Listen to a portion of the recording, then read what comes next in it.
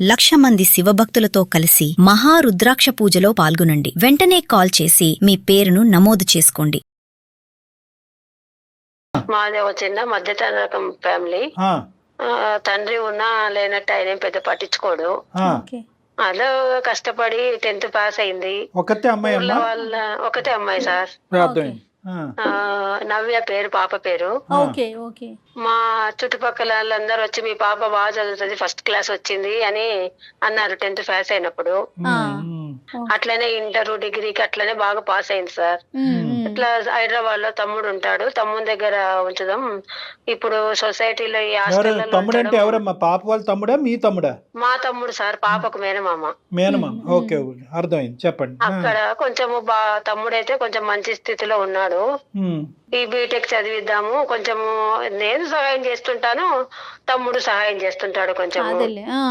ఆ మరదలు కూడా ఉంటది కదా, సరే పాప ఉంటది అని ఉంచాము. ఈ మధ్య కాలంలో ఏమైందో నేను ఉండను అని అంటుంది.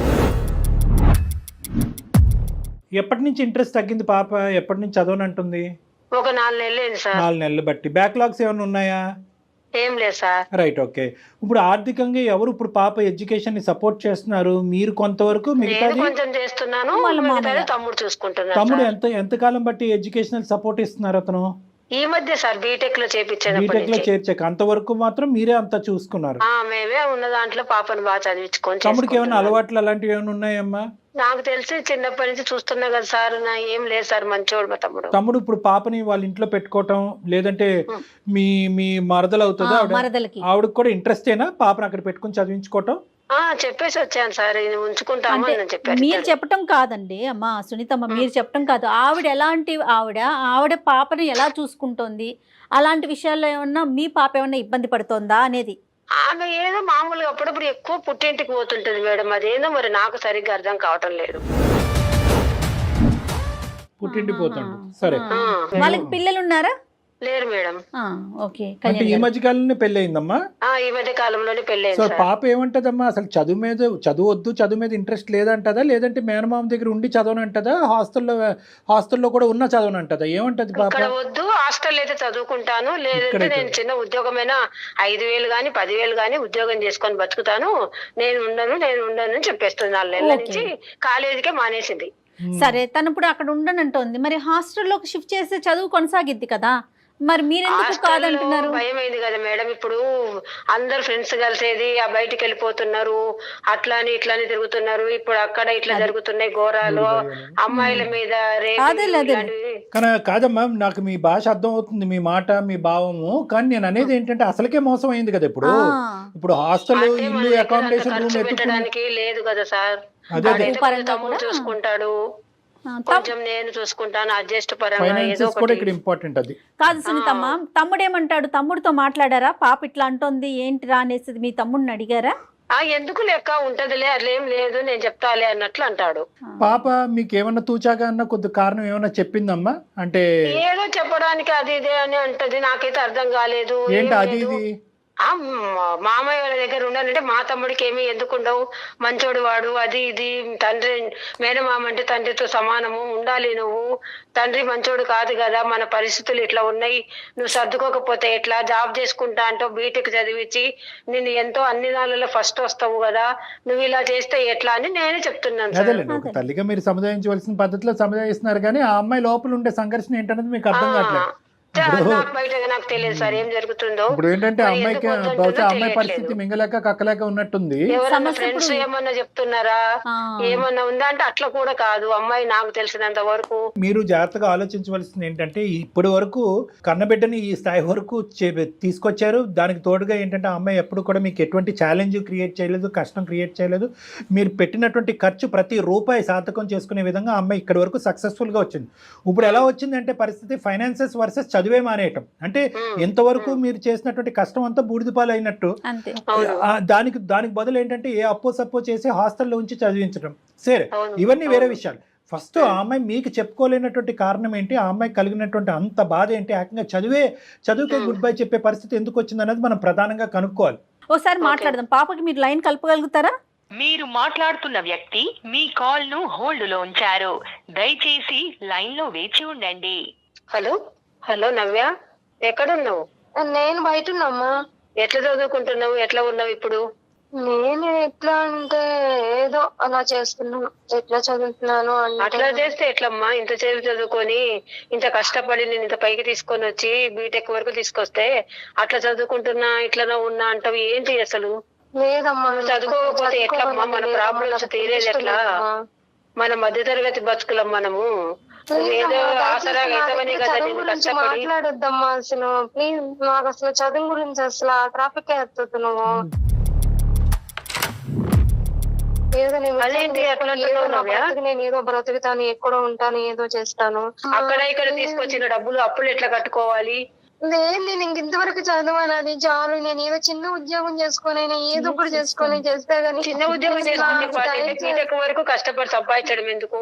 ఎందుకు మామ వాళ్ళ ఇంట్లో ఉండనని అంటున్నావు, హాస్టల్లో ఉంటానంటావు, లేదంటే ఉద్యోగం చేసుకుంటా అంటావు, చదువు మానేస్తా అంటావు, ఏవేవో కారణాలు చెప్తున్నావు ఈ మధ్య 4 నెలల నుంచి. అసలు మామ వాళ్ళ పేరు నా దగ్గర ఎత్తొద్దమ్మా. అసలు మామ వాళ్ళ ఇల్లు కానీ వాళ్ళ ఇంటి పేరు కానీ నాకు అసలు ఎత్తొద్దమ్మా ప్లీజ్. అట్లా ఎట్లా చదువుకోకపోతే ఎట్లా నువ్వు? లేదమ్మా, నేను కావాలి, నేను హాస్టల్ అయినా ఉంటా. నేను అసలు మామ వాళ్ళ ఇంటికాడ ఉండాలి అంటే నేను ఉండలేనమ్మా. నేను ఒక పరిష్కారం ఆలోచించాను, చెప్పనా? ఏంటమ్మా? కళ్యాణ్ సార్ గారు, జయ మేడం, సుమన్ టీవీకి అందమైన జీవిత ప్రోగ్రామ్ కు మాట్లాడి మనం ఏదో ఒక పరిష్కారం చేసుకుందాము వచ్చాను నేను. మాట్లాడతావా? నా ప్రాబ్లం కి ఎవరు పరిష్కారం చేయలేరమ్మా. దానికి ఎవరు సొల్యూషన్ చేస్తారు వాళ్ళు చేస్తారు. చాలా మందికి చేశారు వాళ్ళు. అమ్మ నవ్య, నేను ఇస్తాను, నువ్వు మాట్లాడు. అమ్మ తల్లి నవ్య, ఒక్క నిమిషం అమ్మ. సార్ నమస్తే సార్. నమస్తే అమ్మ. నమస్తే అమ్మా. నమస్తే. చేస్తావా చేయలేమా అనేది తర్వాత విషయం అమ్మా.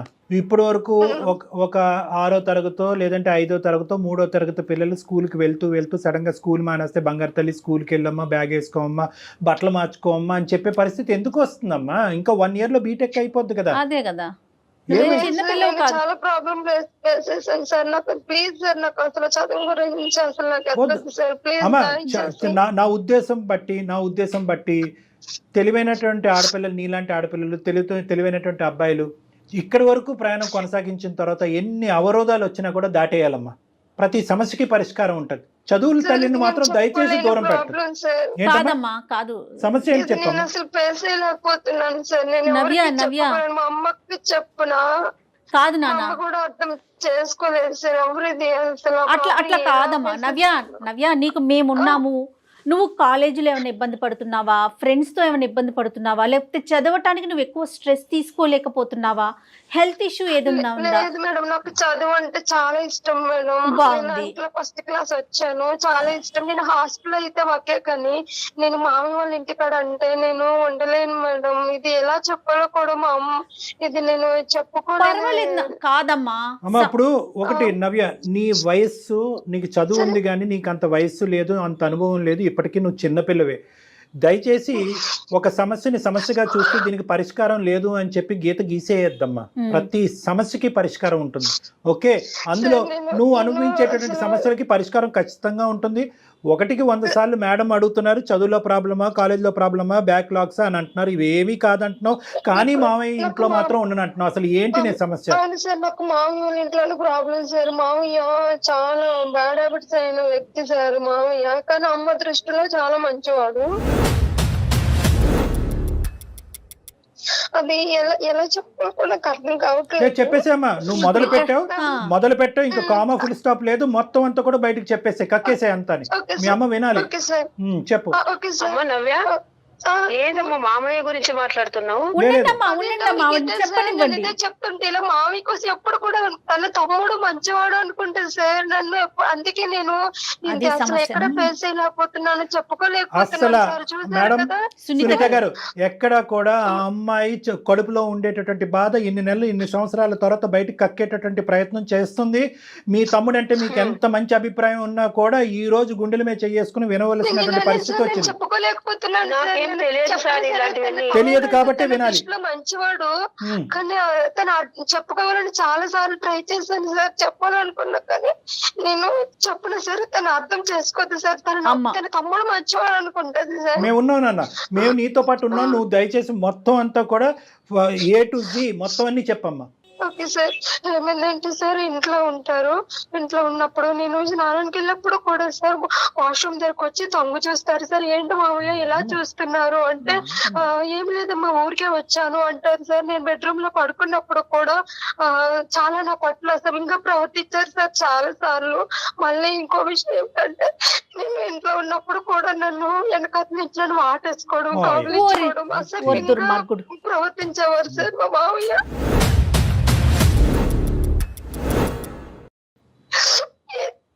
ఊరుకోమా బాధపడకు. చెప్పాలి ఎలా చెప్పాలి సార్? సునీత గారు ఏంటి మీ అమ్మాయి మంచి కథ అల్లుతుంది అనుకుంటున్నారా?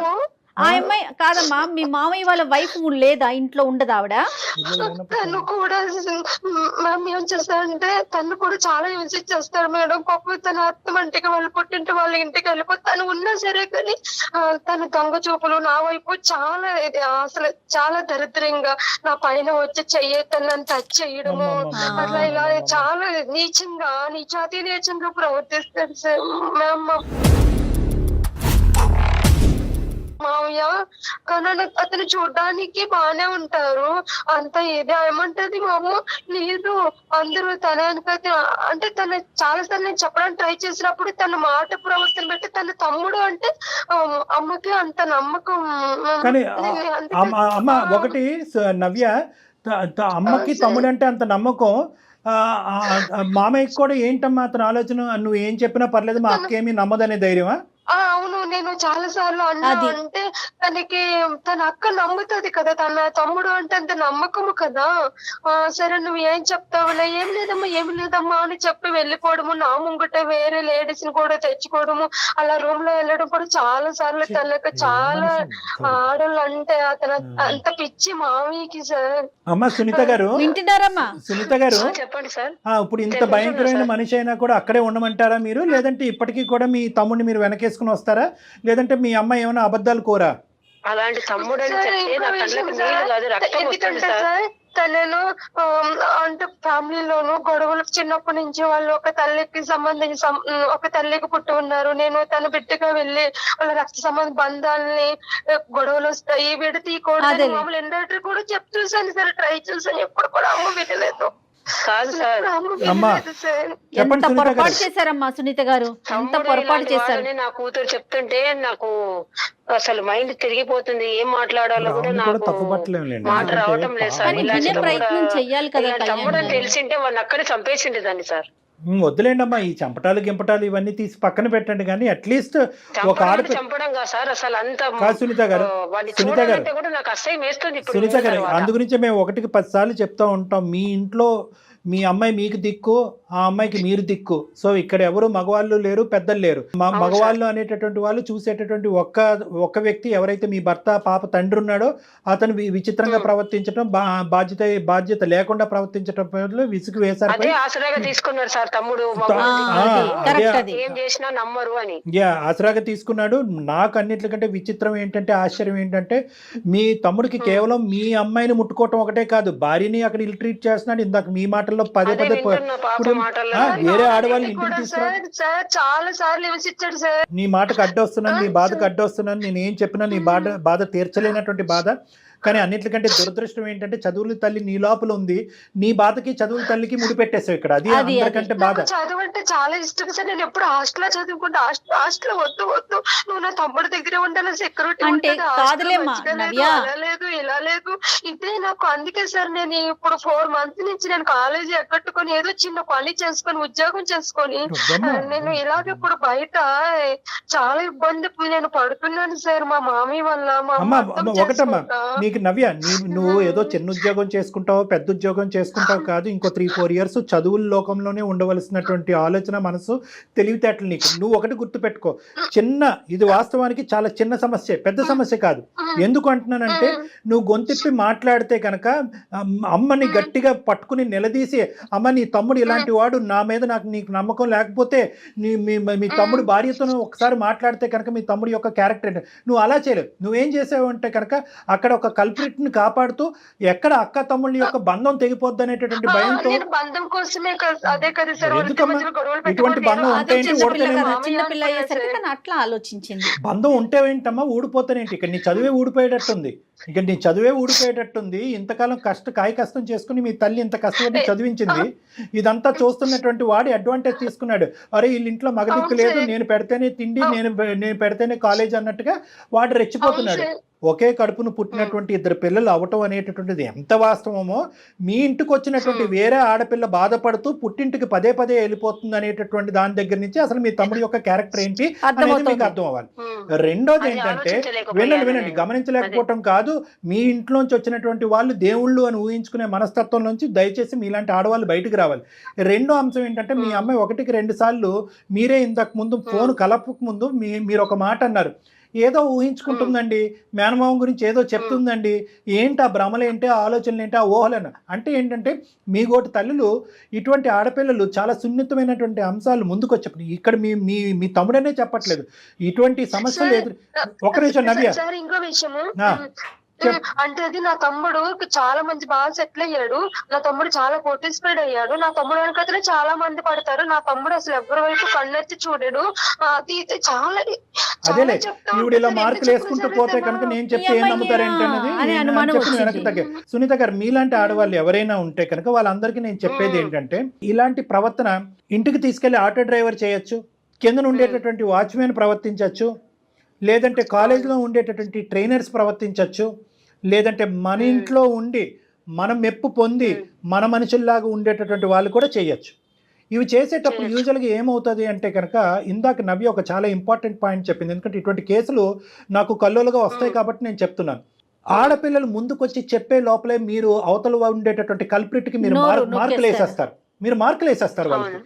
ఆ తమ్ముడు వాడు ఆజానుభావుడు, వాడు అది ఇది, వాడికి ఇంత కాకపోతే అంతమంది వాడి వెనకతలు ఫాలో అవుతారు, అలాంటి అందరూ గొప్పగా మాట్లాడేటటువంటి వ్యక్తికి నువ్వు నెగిటివ్గా మార్కులు వేస్తున్నారని చెప్పి ఈ అమ్మాయి నెగిటివ్గా మార్కులు వేయకముందే మీరు ఈ అమ్మాయి నోరు కట్టేస్తారు. ఇది మీరందరూ చేసేటటువంటి దీనివల్ల కాదు కళ్యాణ్ గారు, దీనివల్ల చెప్పాల్సిన వాళ్ళు అసలు చెప్పలేకపోతున్నారు. సో అక్కడ ఏమవుతారంటే, అక్కడ ఒక విధంగా బాధపడుతూ ఉంటారు. వాడి చేతుల్లో వాడికి తెలుసు 600 అయినా 106 ఇక్కడ కావాల్సినటువంటి మార్కులు ఇక్కడ మెప్పు పొందేశాం కాబట్టి ఈ అమ్మాయి వెళ్ళి చెప్తే కనుక ఏదో పిచ్చిది, ఏదో లేనిపోని కబుర్లన్నీ చెప్తుంది అన్నట్టుగా అనుకుంటారు. అక్కడ అక్కైనా తల్లి అయినా తండ్రి అయినా ఎవరైనా కూడా ఈ మాటలు కొట్టి పారేస్తారు. ఇదే 2 సార్లు పిచ్చిదవుతుంది. నా చేతుల్లో అబ్యూజ్కి గురైనటువంటి ఈ అమ్మాయి పిచ్చిదవుతుంది, మళ్ళీ వాళ్ళ అమ్మకి చెప్పుకుని 2వ సారి పిచ్చిదవుతుంది. అందరూ ఈ అమ్మాయిని ఏకాకి చేస్తారు అనేటటువంటి ఉద్దేశంతో ఇలాంటి అబ్యూజ్ అనేటటువంటిది కంటిన్యూస్గా సమాజంలో నడుస్తూనే ఉన్నాయి. దీని మీదే చాలా అఘాయిత్యాలు జరుగుతున్నాయి. కాబట్టి ఫస్ట్ ఆఫ్ ఆల్ ఏంటంటే, ఒకటే మాట అంటారు, టెక్స్ట్ బుక్ ఆఫ్ సైకాలజీలో ఒకే మాట అంటారు, ఏంటో తెలుసా, మీరు ఆ సమస్యకి పరిష్కారం చెప్పలేకపోయినా కూడా ఎవరైనా బాధితులు వచ్చి మీతో చెప్పుకునేటటువంటి పరిస్థితి ఉంటే దాన్ని ఫెసిలిటేట్ చేయండి అంటారు. అంటే ఏంటంటే, వాళ్ళు ఏదన్నా మాట్లాడినండి, అర్థం పద్ధం లేకుండా మాట్లాడినండి, విచిత్రంగా మాట్లాడినండి, మీరు 100కి 200 మార్కులు వేసేటటువంటి ఒక మగాడి మీద వేలెత్తి చూపెట్టేటటువంటి దాన్ని మీరు వినండి. ఫస్ట్ మీకందరికీ కనిపించే ప్రపంచం ఒకటి, ఇలాంటి ఆడపిల్లలు అనుభవించేటటువంటి ప్రపంచం ఒకటి. మీ ప్రపంచం అనేటటువంటిది కరెక్ట్ కాదు, వాళ్ళ ప్రపంచం అసలైనటువంటి సిసలైనటువంటి రంగు ఏదన్నా ఉందంటే మీ తమ్ముడు రంగు ఇప్పుడు ఈ అమ్మాయి చెప్పినటువంటి మాటల్లో ఏదైతే చిన్నటి నుంచి మీరు చూసారు చూడండి, వీడికి 100కి 100 మార్కులు, ప్రపంచం అంతా ఆడపిల్లలందరూ వాడు క్యూ కడతారు, వాళ్ళందరి మాటలు వింటాం కాదు. మీ తమ్ముడి యొక్క భార్యని నిలబెట్టి అడగండి, నీ కూతురు నిలబెట్టి అడగండి, అది మీ తమ్ముడు. మీ మరదలు నెక్స్ట్ బాధితురాలు, ఆ అమ్మాయిని కూడా ఇక్కడ కూర్చోవాలి. ఆడవాళ్ళని ఒక తోలుబొమ్మలాట్లాగా ఆడుకునేటటువంటి మీ తమ్ముడు ఉన్నాడు చూడండి, వీడికి చాలా పెద్ద శిక్ష పడాలి. అసలు వాస్తవానికి చెప్పాలి అంటే నాకు చాలా కడుపు రగిలిపోతుంది. ఆఖరికి సొంత కూతురు వచ్చి తల్లితో చెప్పుకునేటటువంటి పరిస్థితి లేకుండా చేశాడు వాడు. అమ్మ ఒకటే నవ్య, దయచేసి అమ్మ నువ్వు ఏదో, నాకు తెలుసు మీ ఆడపిల్లలకు ఉండే డెలికేట్ సిచ్యువేషన్ నాకు తెలుసు. అబ్యూజర్ని కాపాడేటటువంటి మనుషులు 10 మంది ఉంటే కనుక విక్టిమ్ తరపున మాట్లాడేటటువంటి వాళ్ళు ఒక్కరు కూడా ఉంటారు. కర్మ ఇటువంటి ఈ రోజు ఆ సమాజంలో ఉన్నాం మనం. అమ్మ విన్నారా సునీతమ్మ, ఎంత అఘాయిత్యం జరిగేది కాదు. విన్నాం మేడం. ఏం చెప్పాలనుకుంటున్నారు మరి? ఇప్పుడు మైండ్ అంతా ఇదైపోయి అసలు నాకు ప్రాణం ఇదైపోతుంది. భర్త అలాంటి వాడు కాబట్టి నేను ఇలా అయిపోయి, నా జీవితం ఇలా అయిపోయింది, నా బిడ్డలన్నా బాగుండాలి, తండ్రి మేనమామ కదా, తమ్ముడి కాలం ఉంచితే నా బిడ్డ జీవితం బాగుపడుతుంది, ఈ మధ్య తరగతి బతుకులు ఇట్లా అయిపోయింది ఇలా ఆలోచించుకున్నాను సార్ నేను.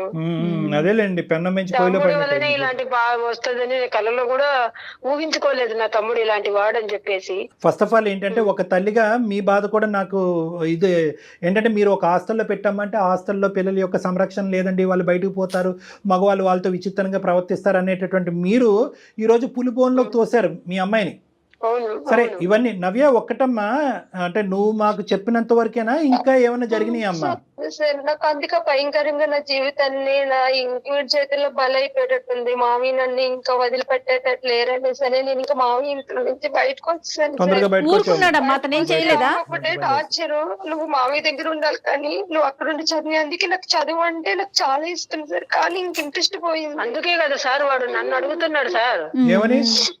ఎందుకు పాప రావటం లేదు, ఎందుకు వస్తలేదు, ఎందుకని ఫోన్ చేసి నన్ను సతాయిస్తున్నాడు. కాదు, వాడికి ఇంకొక దుర్మార్గమైన ప్లాన్ ఉంటుంది. బ్రేకింగ్ న్యూస్ నేను చెప్తున్నాను వినండి. పదే పదే మీ ఆ అమ్మాయిని కొట్టి ఇంట్లోంచి బయట పంపించేస్తున్నాడు అంటే కనుక ఇల్లుని ఖాళీ చేస్తున్నాడు వాడు కావాలని. ఇల్లుని ఖాళీ చేసి నవ్యని లూప్లోకి లాగుతున్నాడు వాడు. ఫైనల్ గా వాడు ఐడియా ఏంటంటే అక్కడ తెగదెంపులు చేస్తాడు, అక్కడ విడాకులు చేస్తాడు, అక్క నీ కూతురు నేను చేసుకుంటాను అంటాడేమో కూడా. అవును, నేను ఆ మాయలోనే ఉన్నా కాబట్టి నటిస్తాడు కూడా వాడు. మరి అమ్మ ఇప్పుడు మీరు చేయవలసింది ఏంటంటే, ఇప్పుడు ఇక్కడ పెద్ద పాత్ర మీకు ఉంది మేడం సునీత గారు, చాలా పెద్ద పాత్ర ఉంది. కుటుంబపరమైన పాత్ర ఉంది, ఒక తల్లి పాత్ర ఉంది, ఒక అక్క పాత్ర ఉంది, సామాజిక పరమైనటువంటి చాలా ముఖ్యమైనటువంటి పాత్ర ఉంది. ఎందుకంటే వీడికి ఇక్కడ ఫుల్ స్టాప్ పెట్టకపోతే కనుక వీడు ఇంక ఇలాగే కంటిన్యూ అవుతాడు, చాలా మంది జీవితాలతో ఆడుకునేటటువంటి ప్రమాదం ఉంది. కాబట్టి మీతో పాటు మేము ప్రయాణం చేయడానికి రెడీగా ఉన్నాను. వినండి ఒక్క నిమిషం. మీ మరదల తరపున ఇప్పుడు ఫస్ట్ టైం మిమ్మల్ని మా తరపున సుమన్ టీవీ అందమైన జీవితం తరపున మేము మిమ్మల్ని రిక్వెస్ట్ చేస్తున్నాము, మీరు మీ మరదల తరపున నిలబెట్టడానికి ట్రై చేయండి.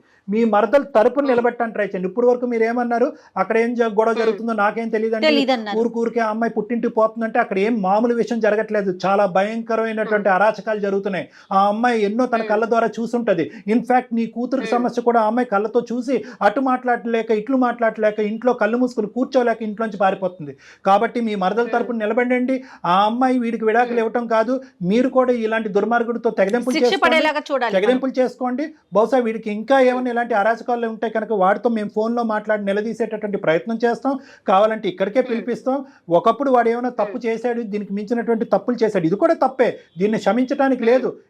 ఇది అబ్యూస్ కింద వస్తుంది, సెక్షువల్ అబ్యూస్ కింద వస్తుంది, ఇది చట్టరీత్యా నేరం, దీనికి కూడా వాడు శిక్ష పడాలి. ఈ శిక్ష పడేటటువంటి క్రమంలో నా తమ్ముడు నా తండ్రి అన్నట్టు మాత్రం మీరు కాపాడకూడదు వాడిని. 10 మంది జనాలు ఉయ్యాలి వాడిని, ఆడవాళ్ళందరూ ఉయ్యాలి వాడిని. మీరు మాకు సపోర్ట్ ఇస్తే కనుక మీతో పాటు మేము ఉంటాం. నవ్య కూడా సాక్ష్యం చెప్పడానికి తన సపోర్ట్ ఇస్తున్నాను సార్. అయితే ఈ సందర్భంగా ఇంకొక విషయం తల్లి సునీతమ్మ, ఇప్పుడు పాప అక్కడ ఉండనంటుంది కాబట్టి, హాస్టల్లో ఉంటానంటుంది కాబట్టి, ఏమా మీరు ఎంతవరకు సపోర్ట్ చేయగలరో మీరు అంతవరకు చేయండి. మిగతా సహాయం సుమన్ టీవీ తరపున మేము ఉంటాము. ఏమా సో పాపని అమ్మా నవ్య నీ చదువు అసలు ఆగిపోవటానికే వీల్లేదు తల్లి. అమ్మ రెక్కలు ముక్కలు చేసుకొని నిన్ను ఇక్కడ దాకా తీసుకొచ్చింది. నువ్వు నీ బీటెక్ ని కంప్లీట్ చేసి మంచిగా మంచి జాబ్ తెచ్చుకొని సెటిల్ అవ్వు. వాళ్ళ అమ్మగారు వచ్చారు కాబట్టి సరిపోతుంది. నేను ఇదే మాట పదే పదే చెప్తున్నానండి. రాకపోతే ఆ పిల్ల పరిస్థితి ఏంటి, తన జీవితం ఏంటి? మన దాకా వచ్చింది కాబట్టి మీరు ఒక సలహా ఇచ్చారు. నవ్య ధైర్యంగా ఉండాలి. ఓకే ఓకే అమ్మా. సునీతమ్మ చెప్పండి, జాగ్రత్తగా ధైర్యంగా ఉండండి. తర్వాత ఏం చేద్దాం అనేది డాక్టర్ గారు మళ్ళీ మాట్లాడతాను, మీతో మాట్లాడతాను. అసలు దాన్ని బట్టి ముందుకెళ్దాం. ఇమీడియట్ గా మీ అమ్మాయిని మీ దగ్గరికి రప్పించుకోండి, ఆ అమ్మాయిని ఓదార్చండి. ఆ అమ్మాయిని కొంతకాలం కావాలి అంటే కనుక కొద్ది లీవ్ కానీ హాలిడే కానీ తీసుకుని ఆ అమ్మాయి కొద్ది తేరుకున్న తర్వాత, మనోధైర్యం వచ్చిన తర్వాత కావాలంటే మళ్ళీ కాలేజీకి పంపిద్దరు కానీ. ఏమ్మా?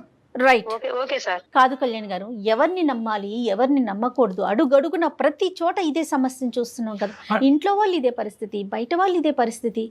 అందరూ సానుభూతి పరులు కాదు మేడం. అది మనం అర్థం చేసుకోవాల్సింది ఏంటంటే, సానుభూతి చూపెడుతూ మన వెనకతలు గుంటలు గొయ్యలు తవ్వేటటువంటి వాళ్ళు మన చుట్టూరే ఉన్నారు అనేది ఒక అనుమానంతోనే ఉండటం అనేది మంచిది. ఎస్పెషల్లీ వయసు వచ్చినటువంటి ఆడపిల్లలు, చదువుకుంటున్నటువంటి ఆడపిల్లలు ఉన్నటువంటి ఇంట్లో. Plus number 1. నెంబర్ 2 ఏంటంటే, మన సమస్యలు నా అనేటటువంటి వాళ్ళు చెప్పుకోవాలని చెప్పి తిరుగుతూ ఉంటాం చూడండి. ఆ నా అనేటటువంటి వాళ్ళు మన సమస్యలు చూసి మనకు నిజంగా స్వచ్ఛమైనటువంటి సానుభూతి పరులా ఉన్నారా, లేదంటే ఆస్తి గురించో లేదంటే ఇలాంటి ఆడపిల్లల గురించో ఒక వల వేస్తున్నారా అనేటటువంటి కనువిప్పుతో ముందు చూపుతో ఉండటం అనేటటువంటిది ఈ రోజుల్లో చాలా మంచిది. ఈ వేదికగా ఇటువంటి ఆడపిల్లలు ఎవరైనా కూడా ఈ ప్రోగ్రాం చూస్తూ ఉంటే కనుక వాళ్ళందరూ మనకు చెప్పేది ఏంటంటే, నీ ఒంటి మీద చేయి పడితే నీ అనేది ఏమీ లేదు, గొంతిప్పి మాట్లాడండి. ఫస్ట్ ఆఫ్ ఆల్ అది నేర్చుకోండి. నేను మాట్లాడితే కనుక నేను ఇంకా శత్రువుని నేను పెంచుకుంటానేమో, ఉండేటటువంటి బంధాలని విచ్ఛిన్నం చేస్తానేమో అనేటటువంటిది మీ చిన్న బుర్రతో పెద్ద ఆలోచన చెయ్యొద్దు. ఎందుకంటే కనుక అబ్యూజ్కి మించినటువంటి సమస్య శిక్ష ఏమీ లేదు. అంత భయంకరమైనటువంటిది అది. దానికి కొంతమంది ఆడపిల్లలు సూసైడ్ వరకు వెళ్తూ ఉంటారు. నవ్య లాంటి ఆడపిల్లలు చదువు మానేస్తారు. ఇంకొంతమంది ఆడపిల్లలు ఇంట్లోంచే పారిపోతూ ఉంటారు. ఆ పరిస్థితులు తీసుకొచ్చే ప్రయత్నం చేయకండి. నా అన్న నీ అన్న మీ ఒంటి మీద ఎవడన్నా చెయ్యేస్తే కనుక గొంతిప్పి మాట్లాడండి. మీ మాట వినిపించేంత వరకు మీరు ధర్నా చేయండి అంతే. ఎగ్జాక్ట్లీ. నమస్తే కళ్యాణ్. నమస్తే.